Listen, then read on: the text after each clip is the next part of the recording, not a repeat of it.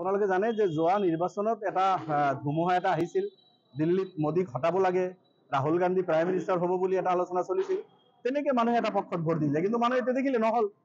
মোদী আকৌ আহিলে, বিজেপি আকৌ আহিলে।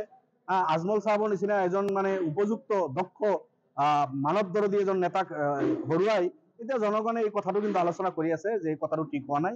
আজমল চাহাব এজন যোগ্য প্ৰতিনিধি আছিল, তেখেতক নিদিয়াটো ভুল হোৱা বুলি বহুতে আলোচনা কৰে এতিয়া।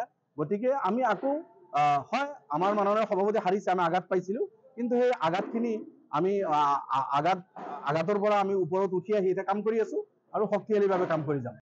কোনো এটা পলিটিকেল পাৰ্টি অসমৰ 126টা সমষ্টিতে যাব পাৰে, তাত আমাৰ আপত্তি নাই, ক'ব লগা একো নাই। কিন্তু আমি লক্ষ্য কৰিছোঁ অখিল গগৈ যি সময়ত আহি বিজেপিক খেদিব লাগিব, বিজেপিৰ সমষ্টিত নাযায়। বিজেপিক খেদিব বিচাৰিলে য'ত বিজেপিৰ ভেটি আছে তাত যাব লাগিব। অখিল গগৈ য'ত ঘূৰি আছে তাত বিজেপিৰ একোৱেই নাই, বিজেপিৰ কোনো প্ৰতিনিধি নাই, সংগঠন নাই, ভোট নাই, তাতে আহি কয় বিজেপিক খেদিব লাগিব।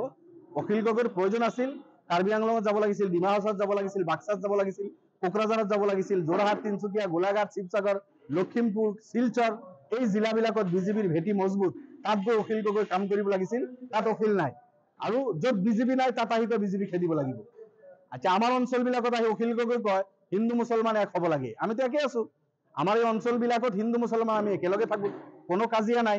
কিন্তু আপাৰ আছামত য'ত লয় অসমৰ এই শ্ৰমজীৱী মানুহখিনিক পিটি ফালি দিলে, পিটি অখিল গগৈ তাতে কথা নুফুটিল, অখিল গগৈৰ মুখেদি কথা নোলালে। অখিলৰ সমষ্টিৰ পৰা লয় অসমৰ লেবাৰবিলাকক পিটি খেদি দিলে, অখিলে সন্মুখত থিয় নিদিলে, অখিলে প্ৰটেকশ্যনৰ কথা দাবী নকৰিলে, অখিলে কোনো আন্দোলন নকৰিলে। এইটো হ'ল অখিলৰ চৰিত্ৰ। মই ভাবোঁ এইবিলাক মানুহে বুজি পাব, অখিল এক্সপ'জ হ'ব।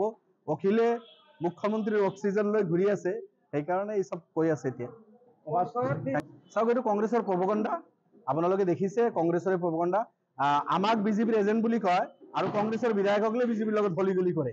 আজিৰ দিনত কংগ্ৰেছৰ বহুকেইজন বিধায়ক বিজেপিত গুচি গৈছে, বহুকেইজন কংগ্ৰেছৰ বিধায়ক কংগ্ৰেছত থাকি বিজেপিৰ হৈ কাম কৰি আছে। তেখেতসকলৰ মেম্বাৰশ্বিপ কংগ্ৰেছৰ, ৰহাৰ বিধায়ক মেম্বাৰশ্বিপ কংগ্ৰেছৰ, বিজেপিৰ হৈ কাম কৰি আছে। কমলাক্ষ পুৰকায়স্থ কংগ্ৰেছৰ বিধায়ক হৈ আছে, বিজেপিৰ হৈ কাম কৰি আছে। বসন্ত দাস কংগ্ৰেছৰ বিধায়ক, বিজেপিৰ হৈ কাম কৰি আছে। ছিদ্দিক আহমেদ কংগ্ৰেছৰ বিধায়ক, কংগ্ৰেছৰ হৈ কাম কৰি থকা নাই। শ্বেৰমান আলী কংগ্ৰেছৰ বিধায়ক, কংগ্ৰেছৰ হৈ কাম কৰি থকা নাই। তো কংগ্ৰেছে আমাক ব্লেম দিয়ে বিজেপিৰ লগত সম্পৰ্ক থকা বুলি, আৰু কংগ্ৰেছৰ বহুকেইজন বিধায়ক অলৰেডি বিজেপিত যোগদান কৰিলে, ইউডিএফৰ এজনো বিজেপিত যোগদান কৰা নাই। আৰু কংগ্ৰেছৰ এতিয়াও বহুকেইজন বিধায়ক আছে, হেমন্ত বিশ্বৰ ইংগিতত তেখেতসকলে কাম কৰে, উঠাব কৰে। গতিকে এইটো সম্পূৰ্ণ প্ৰপগণ্ডা কংগ্ৰেছৰ আৰু ভিত্তিহীন মিছা অভিযোগ।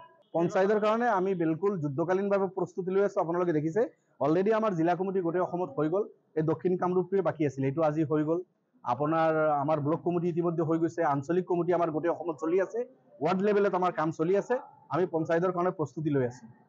26 নিৰ্বাচনত এইবিলাক কংগ্ৰেছত মিলি খুলিবলৈ নহয়, এতিয়ালৈকেতো কোনো আলোচনা হোৱা নাই। এতিয়া কংগ্ৰেছৰ আপোনালোকে জানে কংগ্ৰেছে বেলেগ দলৰ লগত মিলি খেলাৰ যিটো ধৰ্ম, এইটো ৰাখিব নোৱাৰে। যোৱা নিৰ্বাচনত কংগ্ৰেছ, ইউডিএফ, BPF আমি একেলগে খেলিছিলোঁ, আৰু বিজেপিক আমি বহুকেইখন আসনত বিজেপিক পৰাজয় কৰিছিলোঁ। কংগ্ৰেছ, UDF, BPF একেলগে হোৱাৰ কাৰণে Golakganj seat, Bilasipara seat, Barpeta seat, Dudhnoi, Raha, Batadraba, Mangaldoi, এই বৰক্ষেত্ৰী, এই গোটেইকেইখন আসন বিজেপিৰ হাতৰ পৰা আমি কাঢ়ি আনিছিলোঁ। কিন্তু কংগ্ৰেছে আকৌ যেতিয়া অলপ আমি একেলগে খেলি কেইটামান আসন পালে, আকৌ গৈ অখিল গগৈৰ লগত লগ লাগিল, লুৰিণ গগৈৰ লগ লাগিল। লুৰিণ আৰু অখিলে এইবাৰ বাই ইলেকশ্যনত কংগ্ৰেছক শিক্ষা দিলে। এতিয়া লুৰিণে আৰু অখিলে ঘূৰি আছে, 126টা আসনত ইলেকশ্যন খেলিব। গতিকে এনেস্থলত কংগ্ৰেছক আপুনি কি বিশ্বাসত ল'ব? আমি এতিয়া অকলেই পৰিস্থিতি অধ্যয়ন কৰি আমি আগবাঢ়ি আছোঁ, আৰু আমি বিচাৰোঁ বিজেপি বিৰোধী এটা শক্তিশালী চৰকাৰ অসমত হ'ব লাগে। এইটো সময়ত চাম আমি কি আলোচনা কৰিব পৰা যায়। দক্ষিণ কামৰূপ জিলা কমিটি গঠনাৰ্থে আমাৰ মিটিং আছিল, আৰু আপোনালোকে দেখিছে যথেষ্টখিনি মানুহ আহিছে, আৰু আমি নতুনকৈ কমিটি গঠন কৰিম। পেৰেণ্ট কমিটি আৰু যুৱ কমিটি, মহিলা কমিটি, গোটেইখিনি কমিটি হ'ব। আজি পেৰেণ্ট আৰু ইউথৰ দুটা কমিটিৰে আমি প্ৰস্তাৱ লৈছোঁ সদনৰ পৰা। সভাপতি, সাধাৰণ সম্পাদক আদি কৰি এই পদসমূহৰ কাৰণে আমি প্ৰস্তাৱ লৈছোঁ, আৰু জিলাৰ ফালৰ পৰা যিসকল মানে কৰ্মকৰ্তা আহিছিল তেখেতসকলে 6জনকৈ সভাপতি পদৰ কাৰণে প্ৰস্তাৱ কৰিছে, আৰু 4জন সাধাৰণ সম্পাদক প্ৰশাসনৰ কাৰণে প্ৰস্তাৱ আহিছে। ঠিক যুৱ মৰ্চাৰো এনেকৈ কেইবাজনৰ প্ৰস্তাৱ আহিছে। আমি প্ৰস্তাৱখিনি লৈছোঁ, এইখিনিতে চালি জাৰি চাই পৰামৰ্শ কৰি আমি এটা পূৰ্ণাংগ শক্তিশালী এটা দক্ষিণ কামৰূপ কমিটি আমি দিম। আপোনালোকে জানে এটা সময়ত বকো সমষ্টিটো আমাৰ দখলত আছিল, UDFৰ আমাৰ বিধায়ক আছিল, পঞ্চায়তত আমাৰ ভাল বহুত প্ৰতিনিধি আছিল, জিলা পৰিষদ আমাৰ দখলত আছিল, পঞ্চায়তবিলাক আমাৰ দখলত আছিল। মাজত হয়তো আমি যোৱাবাৰ কংগ্ৰেছ আৰু UDF একেলগে ইলেকশ্যন খেলি 21ত কেণ্ডিডেট দিয়া নাছিলোঁ, এইবেলি আকৌ ডেলিমিটেশ্যনৰ পিছত চমৰীয়া আৰু বকচাইগাঁও সমষ্টি হৈছে। আৰু আপোনালোকে জানে চমৰীয়াত আমাৰ শক্তিশালী ভেটি আছে।